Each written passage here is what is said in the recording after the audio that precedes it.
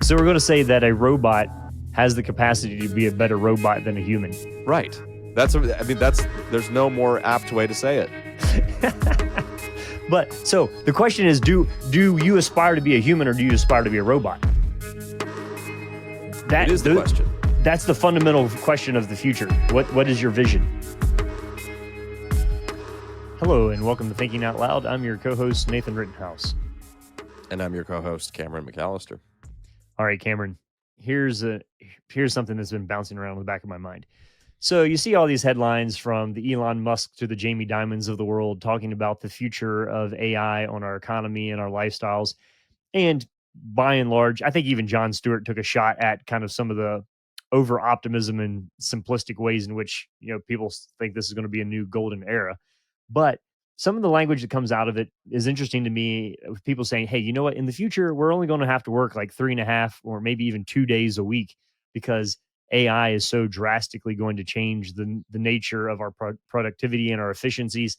And won't it be great when there's a time in which we don't have to do work any longer? And what's interesting to me about this is that implicit in that are a couple things. One is that work is bad, that it's not meaningful. And when you go down that trajectory, you forget that from a biblical perspective, work was a gift that was given to humanity before sin entered the world.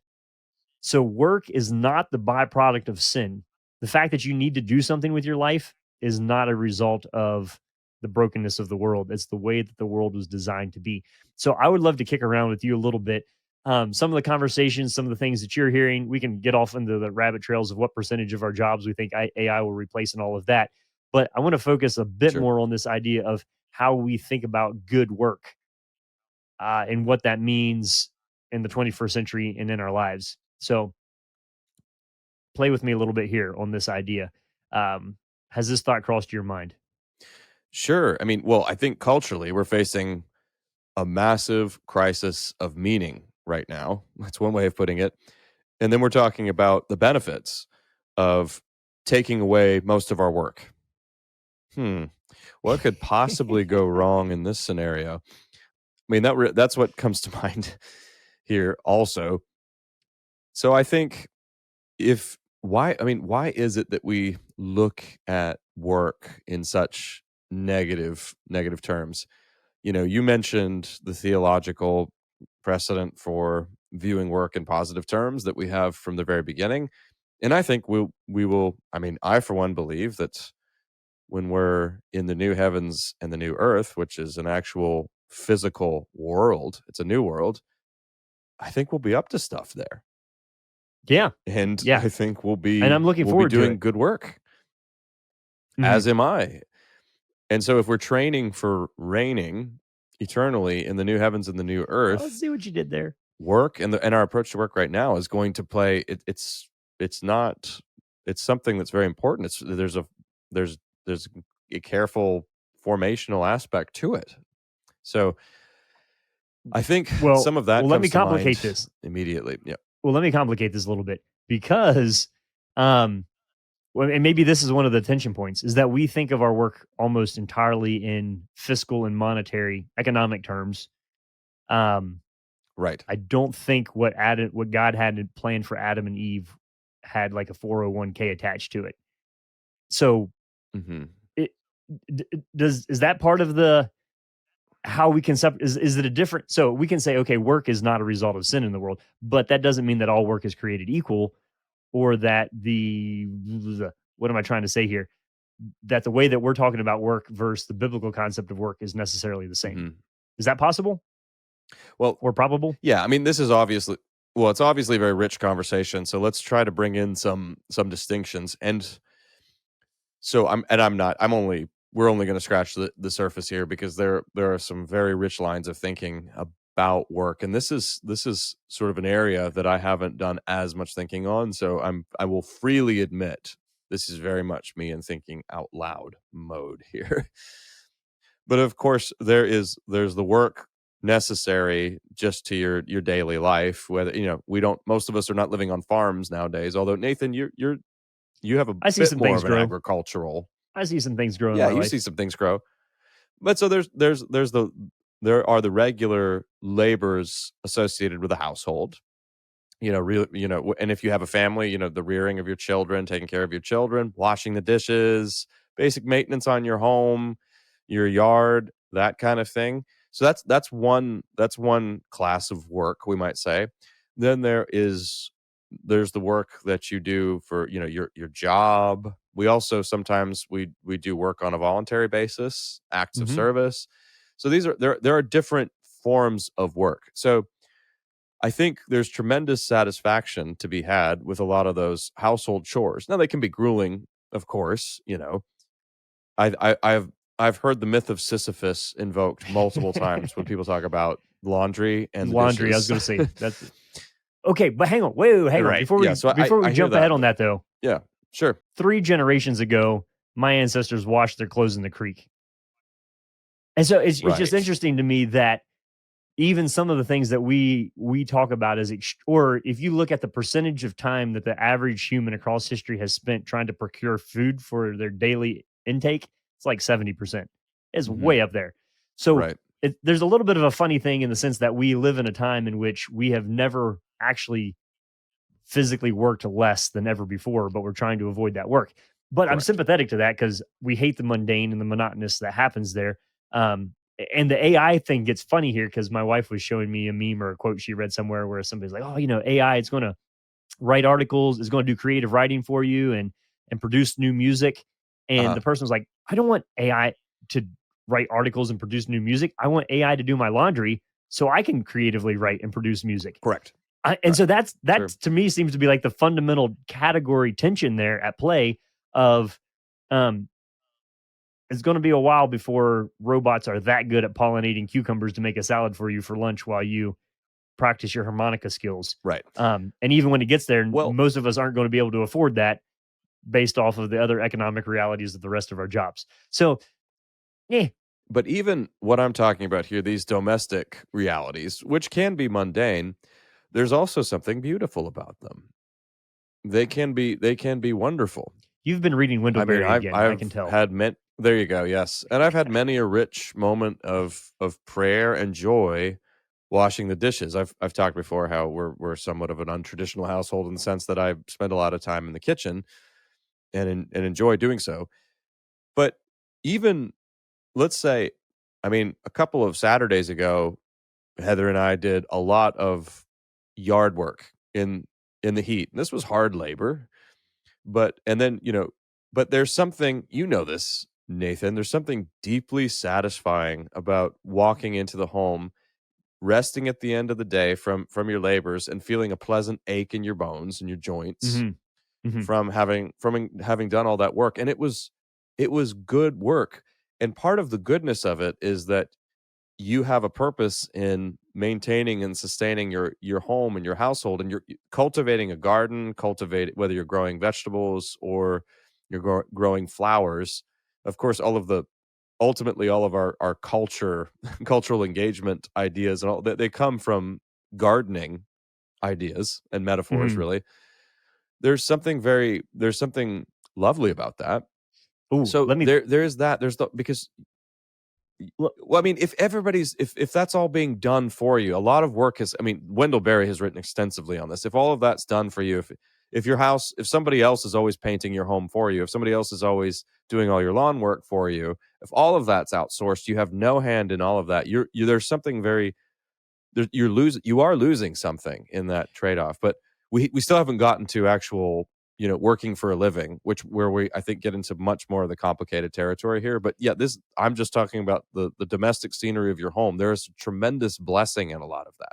But you had So something there too, Nathan, right? yeah, two things. One is, so I think the place in which this is most obviously contested is motherhood, where you Right. see all Yes, kinds it of is. articles about Yes. people trying to put an economic value on the price of um yeah, yeah. So grandpa would say, like when he was a kid, like the problem with communism was that it was going to take women out of the home and turn them into an economic unit, and that they were going to take your children and educate them in a state sponsored school.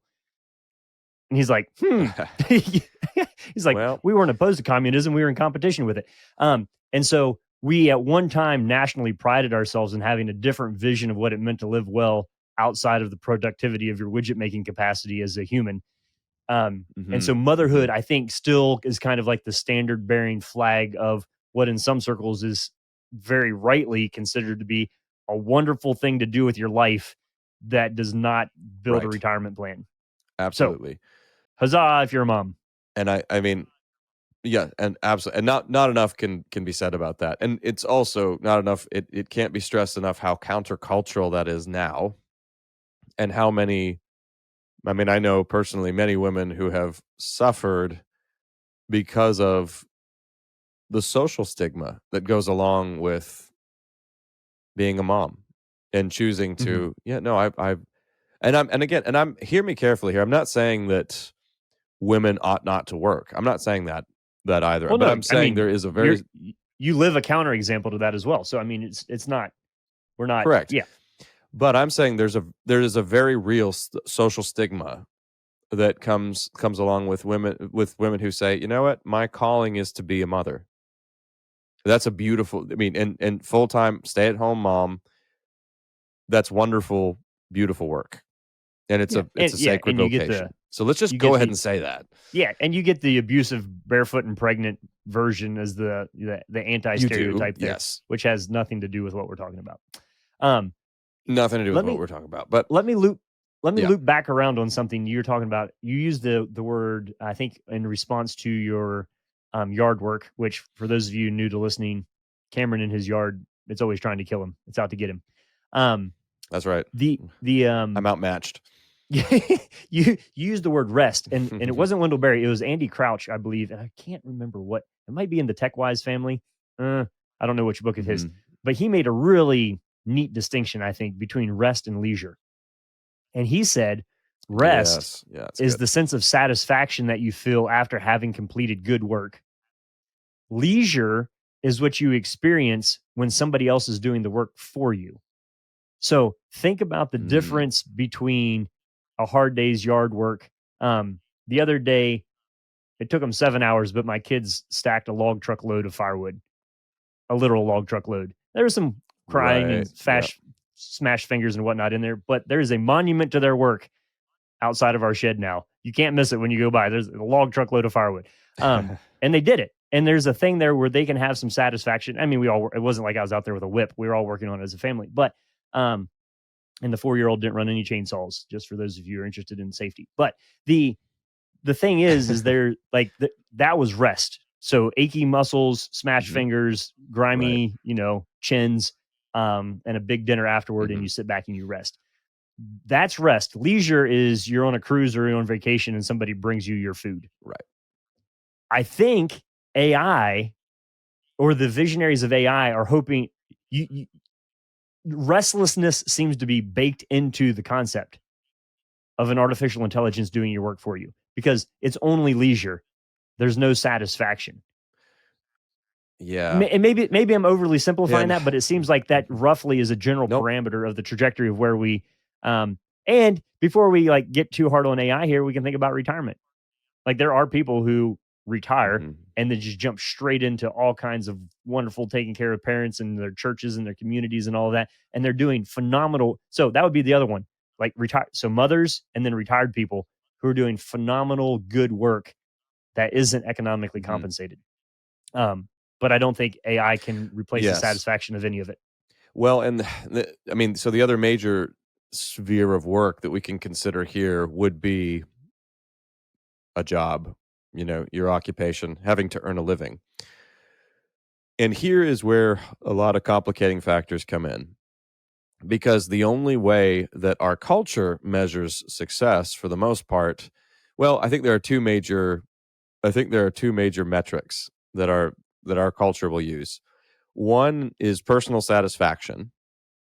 And so Mm-hmm. that's just measured in experiential terms. Are you doing something that is exhilarating for you, brings you personal satisfaction? So I'm not saying there's anything wrong with personal satisfaction, by the way. I am saying that that's a pretty low bar, and that's incredibly fragile too, because personal satisfaction, sometimes it just depends on nothing more than the weather. Yeah, it changes. On how you're feeling that particular. It Hard to changes, shoot right? for it. And so, yeah, maybe you do something with the Salvation Army for a while, or for you join the Peace Corps when you're younger, and that's a real source of satisfaction. But then that quickly dries up, and then you want some more stability. So the other major factor would be monetary. Are you making a lot of money? And that one's much more powerful, because I mean, the one clear sign of success for most Americans is if you've made it financially. And we don't always spell that out clearly, but I mean, I think the reigning philosophy of America is basically money talks and something else walks. I won't say the actual phrase, but that's the way we tend to live. And so that is what creates a system of relentless pressure. And also, there's a deep sense of, because there are other ways of measuring the value of the work that you do. Mhm. If you believe, for instance, so if you're a person in ministry, for instance, let's just take ourselves as an example. Let's do A that. huge, I mean, what keeps us doing this? This is relatively thankless work. There's no money in it. It certainly doesn't take you in the direction of the current American dream as it now stands. Well, one of the reasons is it's a sacred calling, and there is tremendous joy in doing something of eternal significance. Now, obviously, we are Christians. We believe that what we're doing is of eternal significance, but this is an act of faith. It requires faith on our parts to see that Mhm. these efforts are not in vain. But that sense of significance, the significance that comes from knowing and believing that you're contributing to something much greater than yourself, and a cause greater than just your little individual whims and fancies and needs.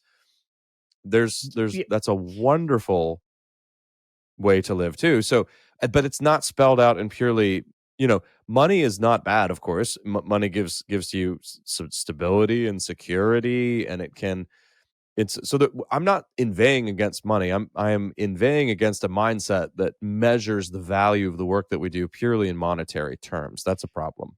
okay, so that's one problem. I see your problem and I raise you another problem, which is that yeah, sometimes I think people pursue money because of the perception of power or relationships or how people perceive or think about them. The other reason to pursue a big old sack of money by the time you retire from whatever it is that you do at your place of employment is to say, so I can be independent and I don't have to rely on anyone else at the end of my life. And Sure. and Yep. so I'm saving up so that I'm not a burden. So I think there's there's a correct. I can see the moral desire there to say I don't want to be a burden on anybody else. So I need to make a lot of money now so I can take care of myself. On the other hand, you're not going to be able to, no matter how much money you have. And so there is a way in which we use money as a form of self dependency, and I think that is one of the roots when Jesus taught his disciples to pray, "Give us this day our daily bread."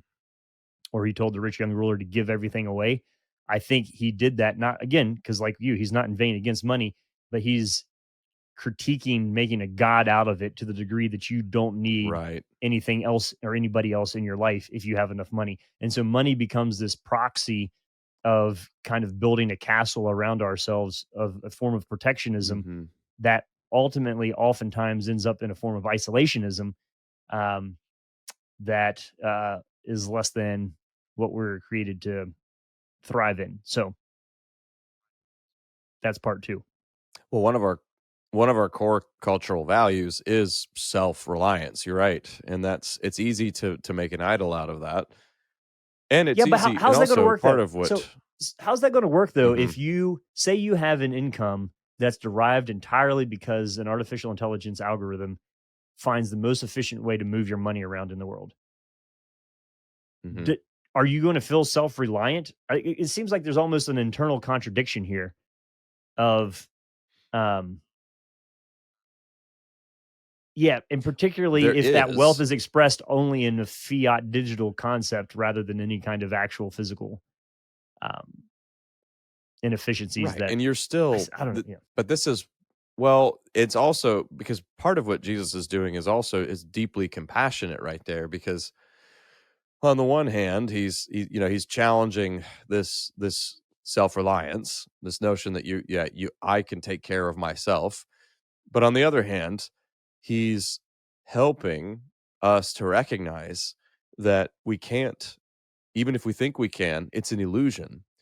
We're not in, we don't have that kind of control. So that when markets do fluctuate and real estate trends don't go so well, and the market is quote unquote volatile, and you have all sorts of these routine, normal economic tremors because this is a fallen world, and the free market isn't some spiritual, beautiful, independent power. When that happens, and then people, this is why it's people often receive news of these kinds of things like it's some sort of deep betrayal. I did everything right. I diversified my portfolio. I made all the right investments, and this still has happened to me. I've lost it all. I'm not trying to minimize or diminish that, but I'm also, if we recognize, yeah, but nothing here is permanent. Do not lay up your treasure where, moth and rust will claim them, right? So that's part of it is also just an invitation to get in touch with reality. Who takes care of us? If we're Christians, we believe that we do good work and we do our part, but ultimately the Lord takes care of us. He's the one who has our best in mind, and we don't have to worry about self-reliance can become this terrible crushing burden too, by the way. So And I think you see that a lot. let's loop this statistic back in here. So now you have people, same category I started quoting at the beginning, saying by the end of next year, there will be artificial intelligence systems that are smarter than any single human. And within 5 years, it'll Mm. be smarter than all of humans collectively. I think that's a hilariously simplistic and silly statement. But I'm curious, Cameron, how that sounds to you as we're talking about life satisfaction, meaningful work, and on and on. Well, I mean, of course, it depends on what you mean by smarter. I think for most I- people, they have yeah. Well, as a culture, we have a very shallow understanding of human beings in general. And so we have a very shallow understanding of intelligence. We tend to equate it only with speed and efficiency. Mhm. And so, yes, can you in theory have AI units that are way faster and way more efficient in how they organize information and, work on systems, identify speech patterns and all of that? Of course, absolutely. Yes. Does that mean they're smarter than people?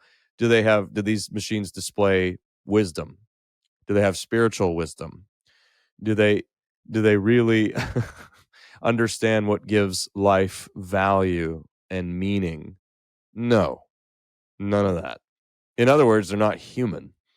So I think we're operating with category mistakes when we Yeah. talk about S- machinery like that. so we're going to say that a robot has the capacity to be a better robot than a human.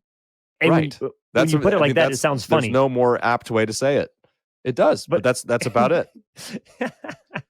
but so the question is, do you aspire to be a human or do you aspire to be a robot? It That is the the, question. And I that's the think, fundamental question of the yes, future. What is your vision? yes, we need to lean into being fully human. I've heard some thinkers say that lately. But that means we also need to have a true understanding of what it means to be a person. And we need to accept that human beings have a defined nature. That is, human nature has an author, and we are not the authors. Human nature is given to us by our Lord.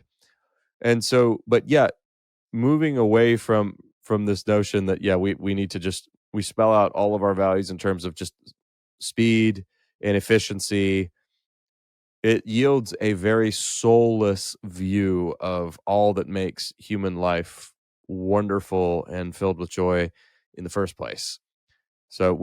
we have to, yeah, recognize, lay claim to our personhood once again. So one of the intermediate things, so we can kind of get stuck in extremes here, I think, of like Garden of Eden to the future in which AI runs the world. But to maybe think about some other practical things for us right now. So I have a multi-channel, pretty clever irrigation manifold system and timer that saves me Mhm. hours of work per day. Um, like it's a phenomenal piece of technology. Like as far as a labor saving device, or your wash machine, or your fill in the blank that you can get in your car and turn a key rather than hitch up a horse. Pick whatever technology you think Right. saves you a bunch of time in life. The question is not whether or not that's good. I'm all for it. I'm not a full on luddite here. The question is, what am I going to do with the free time that I have? And is it, oh, now this technology, now that I have a washing machine, I can build more puzzles with my children? Or is it to say, now that I have a washing machine, I have more time to get a part time job? It every Hmm. technology forces us to choose, if not this, then what? And so I think just Or like, sit around watching more forms of entertainment that are increasingly offering instant gratification with, I well, mean, there's that. all short-term payoff stuff with, yeah, that's the way most of it. I mean, I've heard people actually make the statement, Nathan, you brought this up. I think we brought this up on the podcast once, that even sitting through a full-length movie is now considered an Hmm. achievement Yeah. by some people. Well, that's a rather alarming thing, because a great work of art is going to require real time and investment, and it will not give you instant gratification. Well, It's not a short-term payoff think prospect. about the think about the Yeah. time way back in the past when people bought works of art and hung them on the walls in their house because they wanted to stare Mhm. at it for the rest of their life. Right. That's the Yep. opposite of TikTok. It is the precise opposite of TikTok. Yes, and it's hard to overstate just how much TikTok or anything that employs that kind of dynamic is warping the sensibilities of its users. And it really is. It is actually, that's doing very real harm. And so, I mean, another way of exploding some of these myths, I think, Nathan, is to make a very important philosophical point, and to say that human consciousness is without precedent in our universe and cannot be duplicated. And no machine will ever display consciousness in the sense that we as human beings have it at all. Well, do you And want a testament to the people, supremacy of the human consciousness in the universe? It's that we're trying to create a machine that yes, mirrors our minds. right. We're And still holding I mean, ourselves even when as the people, standard, even while we're trying to we are, develop this. and people, well, and Daniel Dennett, who is in many ways a brilliant philosopher, but may write a book like Consciousness Explained, but that's an incredibly naive and silly Nobody takes title, this and serious. that's by Yeah. wide. Yeah, but nobody takes that seriously, even by wide scholarly consensus. You have plenty of skeptics and atheists saying that's just nonsense. That's a complete and fundamental. So somebody like John Searle, not a Christian at all, pretty nasty guy too. Somebody like Thomas Nagel, who wrote Mind and Cosmos and effectively enraged every doctrinaire atheist in the world when he wrote that, said that's And what it's like to be a absolutely bat. false. Right. Well, yeah, yeah. Well, we'll never know what it's like to be a bat. That's a fun essay. Every I think every philosophy undergrad had to read that at one point. It's great. But no, he says consciousness itself presents insuperable challenges to all of our reductive models of human beings. It just, now he goes in a really weird direction because he does not want to admit that there's a God or anything like that. So he kind of goes in a direction of panpsychism. That's how you have to go so incredibly far to Just be to a make up a consistent word. atheist. Yeah. Yeah, yeah. But my point is, people can talk about, well, no, these machines, they're learning now. See, our language continues to mislead us. They're not really, I don't think even learning is the right word. They're systems that are adapting.